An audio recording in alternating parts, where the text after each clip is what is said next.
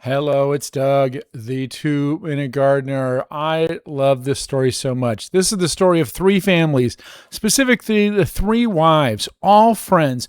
Two of the wives actually go all the way back to kindergarten when they were 5-year-old best friends together. All three got married at the same time, got a home, and had their first babies at the same time. All three of these homes had terrible backyards that were not friendly for kids. And so they hired me to come save this mess. So here's the story of these three terrible yards and how I turned them into very kid-friendly backyards. So let's look at terrible yard number one. This backyard had all this old patio, weird old sheds, astroturf that had holes in it, weird levels, bad materials. It was just not a good place. And this particular family had a wonderful dog named Rocket, and Rocket just hated the yard too. So it's time to bring in the baby bobcat and start gripping and ripping after I did a design to figure out how to make this a kid-friendly and parent-friendly. Make sure you have fun stuff for the parents. It's time to rip it all out. So we ended up hauling off 30 yards of debris and dirt to get rid of all that old junk and dig down and make the yard level, one single level to the house. Now, this client wanted not just a jacuzzi, but a swim spa. Swim spas are big, giant things. And because they're so tall, 52 inches, I decided let's make a little concrete trough just to sink it down a little bit. And so now it's time to bring in this 1,800-pound swim spa. Way too big to get through the gate. So what do? We bring a crane in. Yeah, we're going to bring this crane and lift it up and over the house and the garage and all that to get it into the backyard. 1,800 pounds, and these guys did great. Now, this is sped up just a little bit. Trust me, they were going a little slower and more carefully.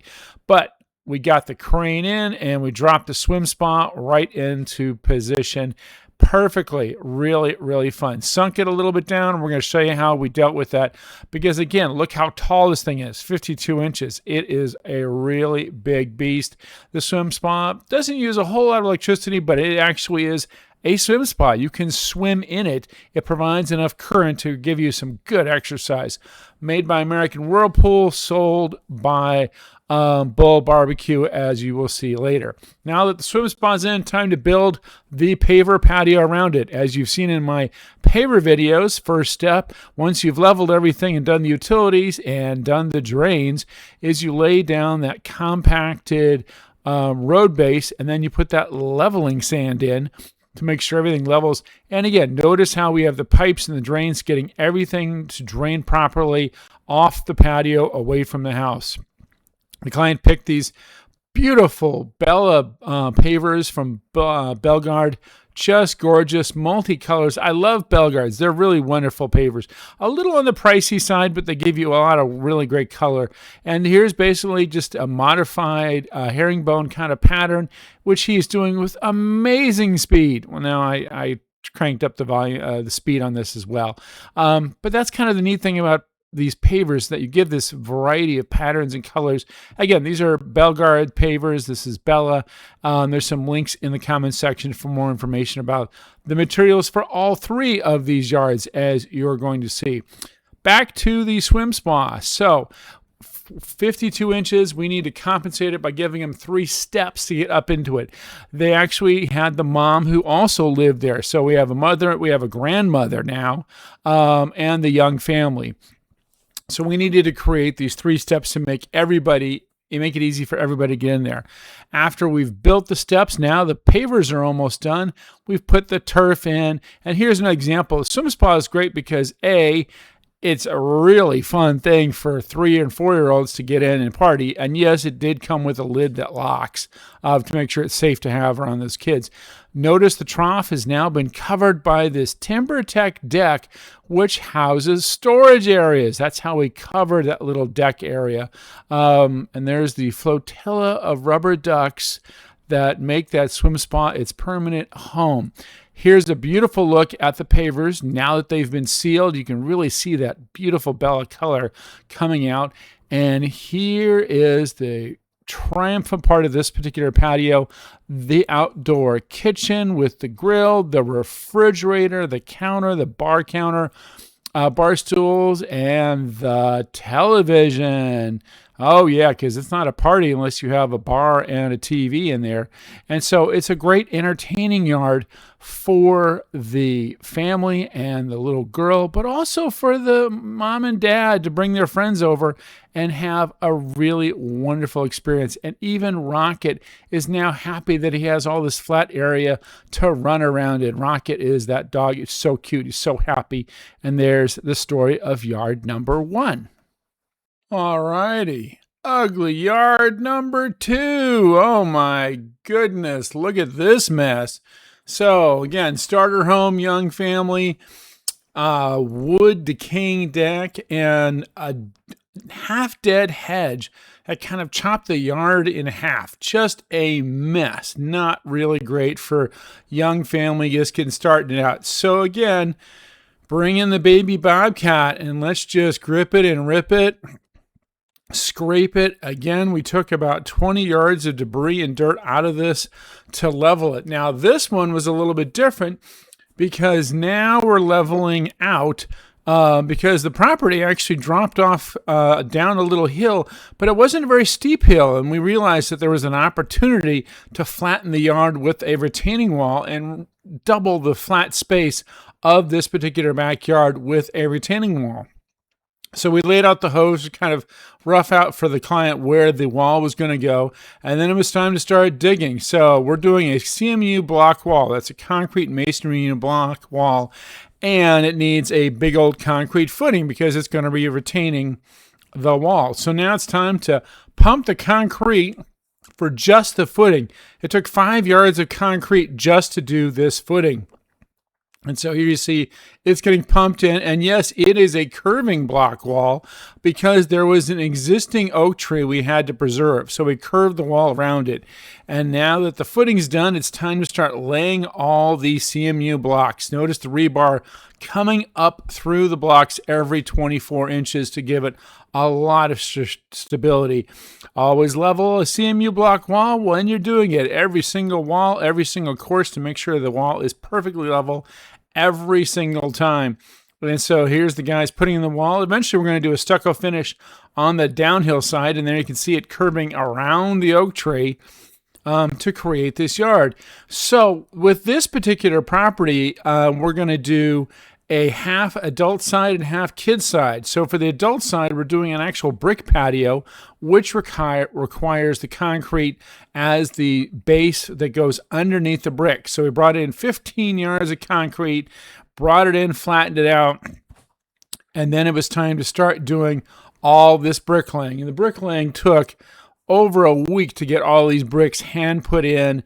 Really kind of tedious, but a really beautiful, beautiful process, putting these bricks in one at a time, and the effect is just going to be fabulous.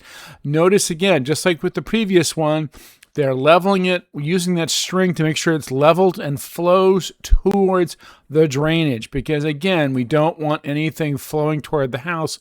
We want it to always go toward the drains, which in this case went out to the back of the property and down the hill to a storm drain. Once all the bricks are in, then it's time to grout the baby, and it's a time-consuming process to grout all these bricks. This is about a 1,400 square foot brick patio, and it took a while.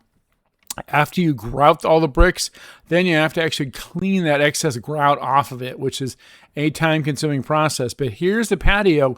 It is all done. Now it's time to build everything else, from the jacuzzi to the play structure, the plants, everything else. And yeah, so this particular one, we had a play structure in, moving it just ever so slightly to get it lined up perfectly with the lawn that they're going to bring in.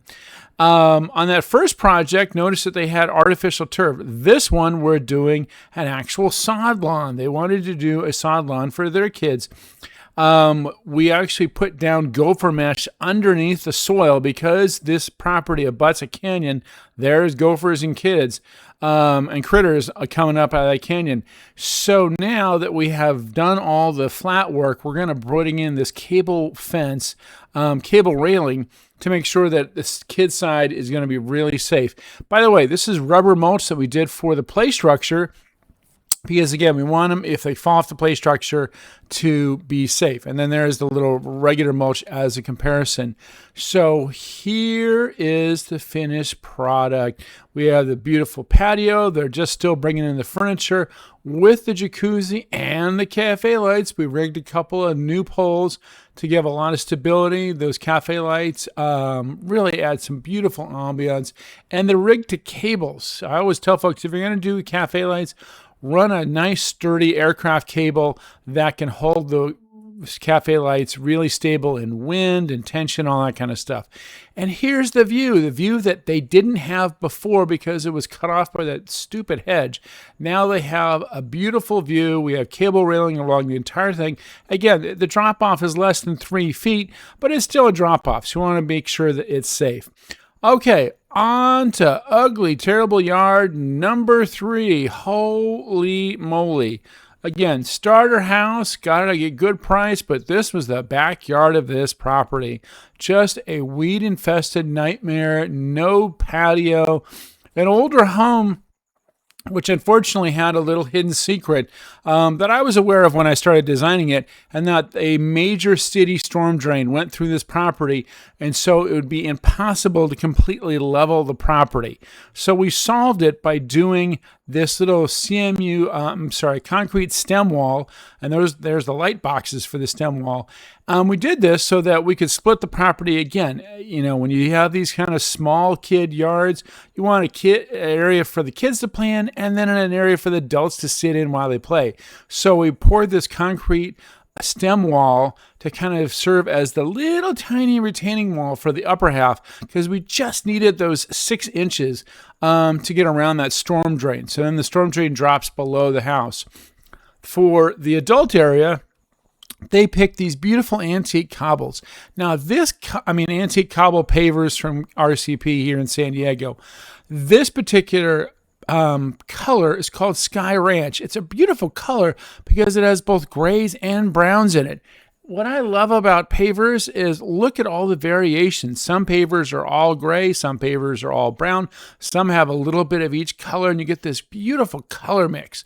So while one guy's working on the pavers, we have the other guy bringing in the gravel and the leveling sand for the turf, and then the play structure has shown up. And then we have these beautiful low maintenance plants that have lots of color. There's the kids' handprints. Yes, by the time we got around to this point, they had a second child. So we put the handprints of both kids and their initials right there in the little concrete stem wall. It's just kind of a memory of how old they were and how tiny they were when this project commenced. So remember that weed-infested, nasty, nasty yard? Now they have a wonderful little yard, compact yard with a big old play structure on the mulch, and then a little turf area for all the kind of turf fun games to play. A really beautiful, beautiful little backyard. All 3 of these families love their yards. They come over to each other's yards all the time, have all these wonderful play dates with all the little kids who are getting bigger and bigger and bigger. And there you have 3 different yards made for 3 different young families that are really going to grow into this, their first home, and now they have a beautiful, beautiful landscape. Well, that's all for now. Don't forget to hit that like, hype, and subscribe, and leave a comment. Let me know which of these you liked the best and what you liked about it. And I love to hear your questions about other things when it comes to doing landscape design work.